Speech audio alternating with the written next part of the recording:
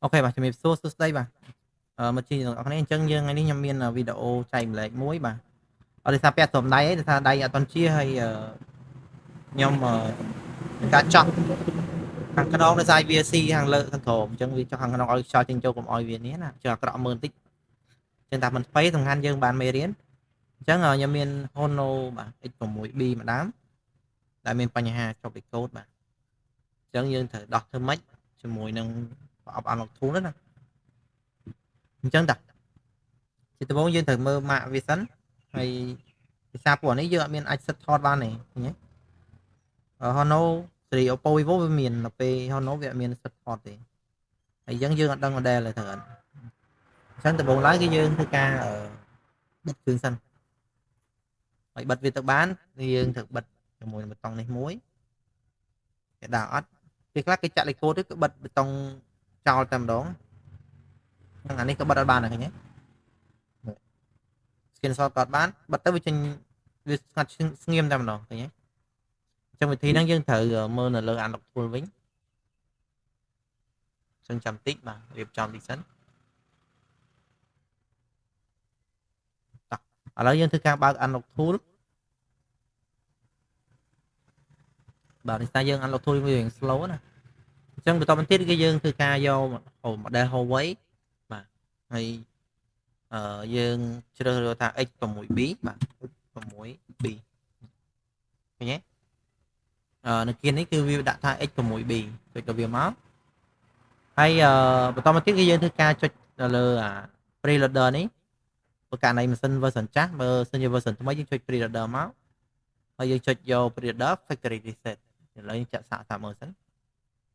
ឡូវចុចលើវាមួយអញ្ចឹងយើងរកខ្សែ USB យើងដាក់ល្អមកថ្មីក៏បានបាទយើងរកយ៉ាងល្អទីណាករណីយើងបុក program ឬក៏អីយើងត្រូវប្រើ port ណាដែលល្អ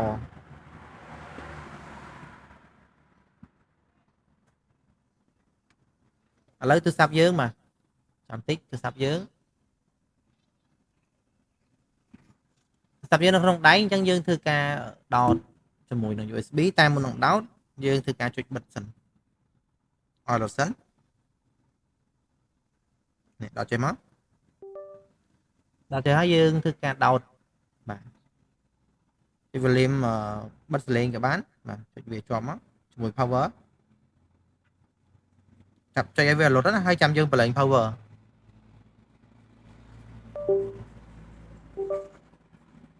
អញ្ចឹងយើងបលែង power ហើយយើងចូលទៅមើលលើកុំព្យូទ័រយើងគឺនោះឃើញវាស្គាល់ឃើញទេអញ្ចឹងយើងបើយើងអត់ដឹងវិធីបិទវាគឺគេធ្វើវិធីបែបហ្នឹងណាហើយកុំព្យូទ័រយើងធ្វើការចាប់បានហើយគេធ្វើការដោះផ្ដាច់លេខកូដរបស់វាឃើញទេឃើញលឿនទេ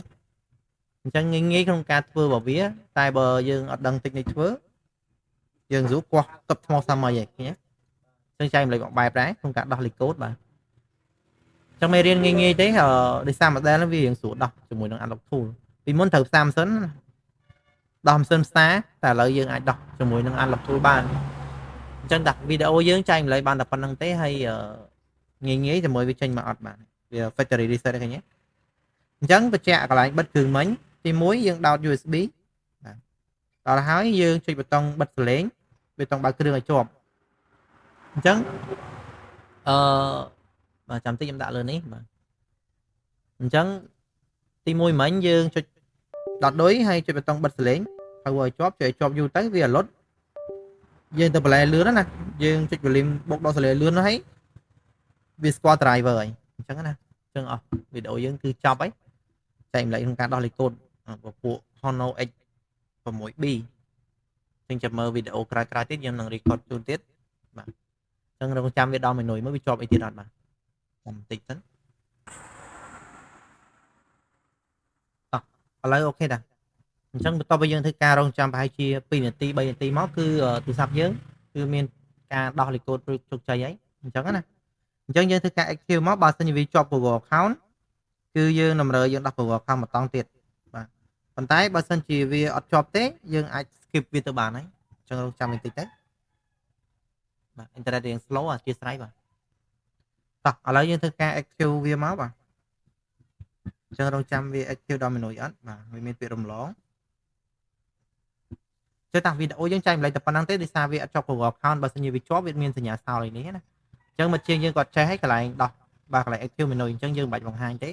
ចឹងអរគុណច្រើនបាទចែកម្លែកបានតែប៉ុណ្្នឹងទេជំរាបលាបាទអ្នកទាំងអស់គ្នាបាទជួបគ្នាវីដេអូក្រោយទៀតបាយបាយ